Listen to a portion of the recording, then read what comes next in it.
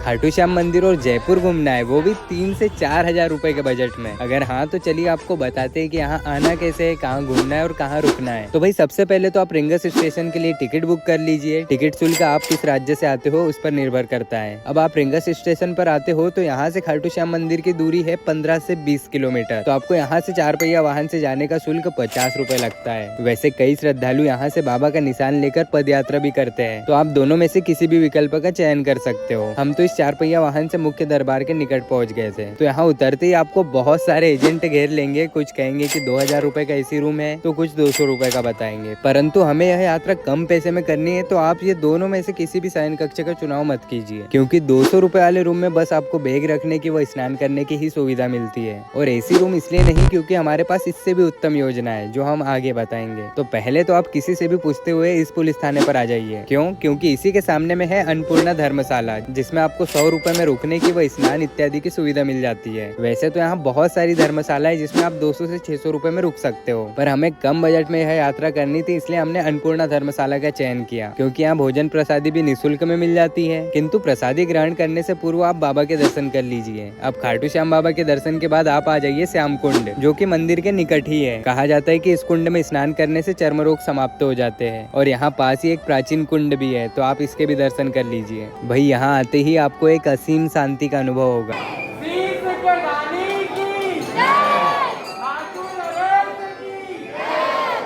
अब भ्रमण करके आपको सुधा का बोध होने लगे तो आप आ जाइए अपनी धर्मशाला में और यहाँ से भोजन प्रसादी ग्रहण कर लीजिए। भाई ये प्रसादी अत्यंत स्वादिष्ट है, और हाँ, यहाँ सभी लोग प्रसादी ग्रहण कर सकते हैं। जरूरी नहीं कि आप यहाँ धर्मशाला बुक करोगे तभी प्रसादी मिलेगी। तो अब प्रसादी ग्रहण करके आप आ जाइए बस स्टैंड पर, और यहाँ से आप 80 रुपए देकर आ जाइए जयपुर। फिर जयपुर बस स्टैंड से आप 30 रुपए में तिपहिया वाहन से आ जाइए हवा महल। तो हवा महल में प्रवेश करने के आपको मात्र 52 रुपए लगते हैं। और फिर यहाँ भ्रमण करने के बाद आप आ जाइए जंतर मंतर में, जिसकी टिकट भी मात्र 52 रुपए है। फिर आप आ जाइए सिटी पैलेस, जो कभी जयपुर के शाही परिवार का निवास स्थान था। फिर आप आ जाइए नाहरगढ़ किला। यह अरावली की पहाड़ियों पर स्थित एक किला है जो जयपुर के शानदार दृश्य के लिए जाना जाता है। अब देखने जाए तो भाई जयपुर में कई स्थान है भ्रमण करने हेतु, जैसे रामनिवास बाग, अल्बर्ट हॉल संग्रहालय, बिड़ला मंदिर। तो इसके आगे की योजना आप अपने बजट के अनुसार बना सकते हो। तो कैसी लगी आपको ये जानकारी कमेंट में अवश्य बताइएगा, और इस वीडियो को अपने उन मित्रों के साथ शेयर कर दीजिए जिनके साथ आप यहाँ आना चाहते हो। और ऐसी ही जानकारियों के लिए आप हमें फॉलो करके रख लीजिए। तो फिर मिलेंगे, तब तक के लिए जय श्री महाकाल।